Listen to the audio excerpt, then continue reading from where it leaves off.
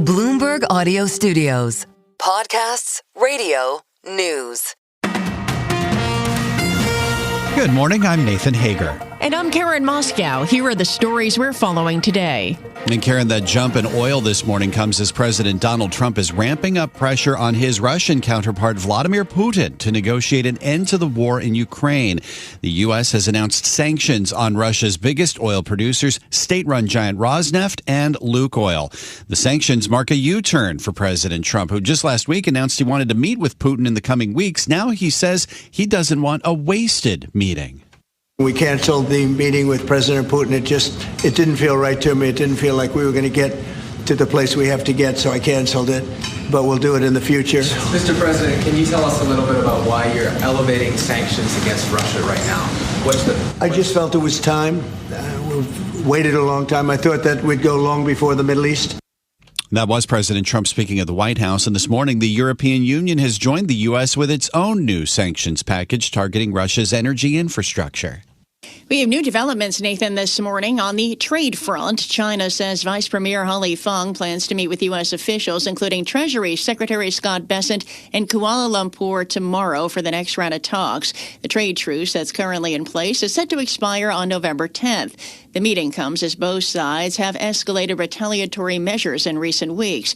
Talks are expected later this month between Xi and President Donald Trump on the sidelines of the Asia-Pacific Economic Cooperation Leaders Summit in South Korea. Well, back here in New York, Karen, the final debate for mayor is in the books, and Bloomberg's John Tucker joins us with the recap. John, good morning. And good morning, Nathan. Former Governor Andrew Cuomo sought to cast frontrunner and Democratic Socialist Zoran Mondani as inexperienced and unprepared. Affordable housing was just one issue on which they clashed. I understand my friend doesn't really understand government. The governor doesn't build housing in New York City. Not if it's you. No, legally, there are jurisdictions. Republican Curtis Sliwa was quick to remind everybody that Cuomo left office under a cloud of sex harassment allegations. Andrew, you didn't leave. You fled from being impeached by the Democrats in the state legislature. Leave. You fled. Well, trailing in the polls, Sliwa is under pressure to drop out and support Cuomo. A recent New York Post headline read, "Just walk away, beret," referring to Sliwa's signature red beret. After the debate ended, political betting market Polymarket showed Mamdani with a 93% chance of becoming mayor and Cuomo with a 5.7% shot. Little change from the weeks prior. The early voting starts Saturday. In New York, I'm John Tucker, Bloomberg Radio. All right, John, thank you. Now we want to get the latest on the government shutdown. It's day 23 of the funding impasse in Washington, and a divide may be forming in the Republican Party on how to end it. Members of the ultra-conservative House Freedom Caucus are pushing for a long-term stopgap spending bill that could run well into next year. But House Speaker Mike Johnson has said he wants to negotiate individual spending bills for the fiscal year that began this month. That would probably require another short-term stopgap. House Ways and Means Chairman Jason Smith says the longer-term stopgap may be the way to go. I've been hearing this conversation from senators, from House members, that a CR, not just for a year, but to December 1st of next year. This has been conversations that I've been hearing in Washington, D.C. House Ways and Means Chair Jason Smith discussed the issue on Bloomberg's Balance of Power. The current stopgap that the Senate has repeatedly failed to pass would expire on November 21st. Stay with Bloomberg. We'll hear more from Democrats on the shutdown when House Minority Leader Hakeem Jeffries speaks with Bloomberg's David Gura in Washington. You can catch that conversation today at noon Wall Street time on Bloomberg Radio and the Bloomberg podcast page on YouTube. Well, meanwhile, at the White House, Karen, President Trump's plans for a massive ballroom at the executive mansion have gotten a lot more extensive than he originally planned. The president now says he will have to demolish the entire East Wing to make way for the project. We are using little sections of footings and various other things, but that's sort of irrelevant. In order to do it properly, we had to take down the existing structure. And President Trump also says the cost is now up to $300 million. Last summer, he pegged it at $200 million, but he says it'll be paid for by himself and private donors. The National Trust for Historic Preservation is calling on the president to pause the East Wing demolition so it can go through public review. The group is also expressing concern that the size of the ballroom will overwhelm the White House itself. Nathan, let's turn now to the markets and earnings. And shares of Tesla, they're down almost 3% in early trading. Profit plunged as rising costs undercut a record quarter of vehicle sales. CEO Elon Musk spent the end of Tesla's earnings call pleading with investors to ratify his upcoming $1 trillion pay package. He also blasted the shareholder advisory firms that have come out against the plan. Like I said, I just don't feel comfortable building a robot army here and then being ousted because of some asinine recommendations from ISS and Glass Lewis who have no friggin' clue. I mean, those guys are corporate terrorists. And shareholders will vote on Elon Musk's pay package at Tesla's annual meeting on November 6th in Austin. Well, it's a different stock story at Volvo this morning, Karen. Those shares are zooming higher this morning by 33%. The Swedish automaker reported better than expected profit in the third quarter, benefiting from its nearly $2 billion cost-saving program. And on Wall Street, Nathan, bonuses are expected to hit a record this year. And Bloomberg's Lisa Mateo has the details from New York. Lisa, good morning. Good morning, Karen. So after a long drought, big banks, well, they've been pulling in profits from soaring stocks, a return to more deal making. An annual report from New York State Comptroller Thomas DiNapoli, well, it shows profits at the 130 firms that belong to the New York Stock Exchange reached $30.4 billion in the first half of the year and will hit the highest level on record if that pace continues, which means higher bonuses. Compensation expenses increased by almost 10% in the first half of 2025 from the prior year. Bonuses hit a record last year with the average reaching $244,700. Lisa Mateo, Bloomberg Radio. Time now for a look at some of the other stories making news in New York and around the world. And for that, we're joined by Bloomberg's Michael Barr. Michael, good morning. Good morning, Karen. The U.S. military has launched its ninth strike against an alleged drug-carrying vessel, killing 3 people in the waters off the eastern Pacific Ocean. Defense Secretary Pete Hegseth announced the strike on social media last night. It further expands the Trump administration's campaign against drug trafficking in South America. Wednesday's strike followed a strike Tuesday night, also in the eastern Pacific, that killed 2 people. At the White House, President Trump said the strikes could expand even more. We will hit them very hard when they come in by land, and they haven't experienced that yet, but now we're totally prepared to do that. We'll probably go back to Congress and explain exactly what we're doing when we come to the land. We don't have to do that. The attacks were departures from the 7 previous U.S. strikes that had targeted vessels in the Caribbean. They bring the death toll to at least 37 from attacks that began last month. Vice President J.D. Vance is seeking to ease concerns in Israel that the Trump administration is dictating terms to its closest ally in the Middle East. He and other top U.S. envoys are visiting Israel this week to support the Gaza ceasefire agreement. Secretary of State Marco Rubio will meet with Prime Minister Benjamin Netanyahu in Israel on Friday. Rubio expressed optimism about the peace deal. We feel good. We have a real opportunity to confront and solve those challenges and take advantage of the historic opportunities that this peace deal presents. The ceasefire that began on October 10th continues to hold. New clues in the search for the thieves who broke into the Louvre last weekend in Paris, stealing some of the crown jewels of France. Investigators in Paris say they found traces of DNA on a helmet and glove left behind by the thieves who made off with more than $100 million in jewels from the Louvre Sunday. The DNA now being analyzed in the hopes of identifying the suspects. Broadway musicians say if a settlement is not reached during negotiations by sometime this morning, they will go on strike. They have been without a contract since the end of August. Nearly 1,200 musicians say they have not gotten fair working conditions as Broadway thrives. Global news 24 hours a day and whenever you want it with Bloomberg News Now. I'm Michael Barr, and this is Bloomberg. Karen. Thanks, Michael. Time now for our Bloomberg Sports Update, and for that, we bring in John Stashower. Thanks, Karen. The new manager of the San Francisco Giants has never worked in professional baseball before. 47-year-old Tony Vitello gets the Giants job after being the head coach at the University of Tennessee. He's the first to go directly from a college job to the major leagues. Giants haven't made the playoffs the last 4 years. 8 of the last 9, Vitello replaces Bob Melvin. World Series starts tomorrow in Toronto. The Blue Jays have yet to name their Game 1 starter starter. The Dodgers are going with Blake Snell. Vikings and Chargers play tonight to start Week 8. That's your Bloomberg Sports Update. Stay with us. More from Bloomberg Daybreak coming up after this. Coast to coast on Bloomberg Radio, nationwide on Sirius XM, and around the world on Bloomberg.com and the Bloomberg Business app.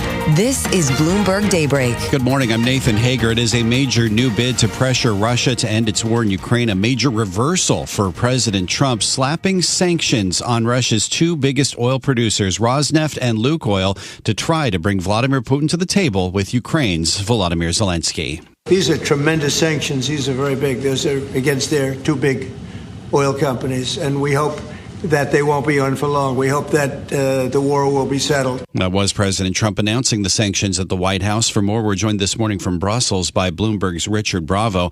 Richard, good morning. The president says these sanctions are big. How big are they? Walk us through what the impact could be. Hi, yes, this is a big deal. What we're seeing now is a coordinated push by Western allies, the EU, the U.S., and the U.K., to really tighten the screws on Vladimir Putin and try to bring him to the negotiating table. And in their eyes, they really want to get a ceasefire, something which Trump has been pushing for but has not been able to attain yet. So the fact that Trump, for the very first time, is imposing sanctions directly on Russia, it's a very big deal. And we're seeing there's a European Union summit today in Brussels. The leaders are very happy that this is happening, and they see this as potentially a big move in trying to convince Moscow to change its course. And in terms of that coordination, the European Union has announced another round of sanctions of its own, right? That's exactly right. This is the 19th package of sanctions, which were adopted a little bit earlier this morning, just hours after Trump made his announcement. And this also is a very big deal. The ban will ban LNG imports from 2027. It will add more than 100 shadow fleet vessels to the sanctions list. And interestingly, it will also target third countries that are helping Russia evade sanctions, including Chinese companies. So a really big push to try and change Putin's mind about how he's waging this war. And we're seeing a big reaction in the oil market as well, with both West Texas Intermediate and Brent crude up about 5% in the session just this morning. It's a pretty big reversal from the previous stance of just capping the price of Russian oil without trying to affect the flows. Is this the kind of thing that could blow back on Western economies? Well, what we don't know is how much Washington coordinated with Brussels and other European countries. And as you say, it is a surprise because we've seen countries like Germany really push back against this kind of move because they don't want it to blow back against their industry. What is not known right now is what degree of coordination there was before Trump made his announcement and whether these countries were included and if we do see any pushback. But right now, we haven't seen anything just yet. This is the kind of thing as well that could affect, obviously, buyers of Russian oil. President Trump has been very critical, particularly of India and to some respects China as well. What kind of impact could this have on them and on the ongoing trade talks between the U.S. and those countries? Well, as is always the case with sanctions, it really comes down to enforcement. And if the U.S. and its Western allies do enforce these sanctions and they do really go after imposing secondary sanctions, as you mentioned, on countries like India and China, then this could have a very massive effect. And obviously that will trickle into any kind of political discussions being had over things like trade. This is a very big step. And in terms of the EU sanctions, we've seen China already push back against them, saying that these are illegal moves. So we can definitely expect a lot more on that front as the day unfolds. So you're raising the question about enforcement. Does that raise a question for you about the seriousness of these sanctions, whether they will indeed be enforced, not just by the U.S., but by the European Union? Well, that really remains to be seen, but all indications are that they really want to tighten the screws, and the U.S. didn't need to do this. So it would stand to reason that this is a move to try and actually bring Putin to the table in a way that he hasn't come before. So I think everyone is expecting that this time things are a little bit different, and they really are tightening up measures. Well, that is the ultimate question, isn't it? Because we've seen so many sanctions packages levied against Russia over the last nearly 4 years now of this war. And the Russian economy, as battered as it's been, has still managed to work its way through the punishments that have been put out there all this time. What's the likelihood that Russia could sort of wiggle its way out from under this latest round of sanctions? Well, that really is $1 million question. And as you mentioned, Putin is very good at evading sanctions. But what does feel different this time is the U.S. has not sanctioned Rosneft and Lukoil before, and these are Russia's two largest oil producers. So the potential impact is very, very big, but it does remain to be seen what happens on the enforcement side. As far as the reaction that we're hearing from the rest of the world, what are we hearing from Ukraine? What are we hearing from some of the oil producers? Have we gotten some of that response at this point? I've not seen reactions from the oil producers yet, but Zelensky is attending the European summit in Brussels today, and on his way into the meeting, he seemed very pleased with the moves, and he applauded the joint effort to bring Putin to task, and he said the American sanctions are very important, and that it's a good signal to other countries around the world that they also need to join this joint effort. And of course, this is coming after the Ukrainian leader was left sort of empty-handed on the question of getting Tomahawk missiles from the U.S. in his last meetings with President Trump. In our last minute here, what does that mean for the war going forward? It still seems like it could be a pretty complicated dance here. Well, negotiating with Donald Trump is always complicated, and he seems to swing back and forth in terms of his support for Ukraine and then battering Zelensky. So the EU is really putting forward a concerted effort to try and just keep pressing Trump and trying to bring him on board. And it seems to work sometimes, and then he sort of swings back to the other side of the pendulum. But right now, Zelensky seems happy, the EU leaders seem happy, so we'll have to see if it sticks for a little bit longer this time. This is Bloomberg Daybreak, your morning podcast on the stories making news from Wall Street to Washington and beyond. Look for us on your podcast feed by 6 a.m. Eastern each morning on Apple, Spotify, or anywhere else you listen. You can also listen live each morning starting at 5 a.m. Wall Street time on Bloomberg 1130 in New York, Bloomberg 99.1 in Washington, Bloomberg 92.9 in Boston, and nationwide on Sirius XM Channel 121. Plus, listen coast to coast on the Bloomberg Business app, now with Apple CarPlay and Android Auto interfaces. And don't forget to subscribe to Bloomberg News Now. It's the latest news whenever you want it, in 5 minutes or less. Search Bloomberg News Now on your favorite podcast platform to stay informed all day long. I'm Karen Moscow. And I'm Nathan Hager. Join us again tomorrow morning for all the news you need to start your day right here on Bloomberg Daybreak.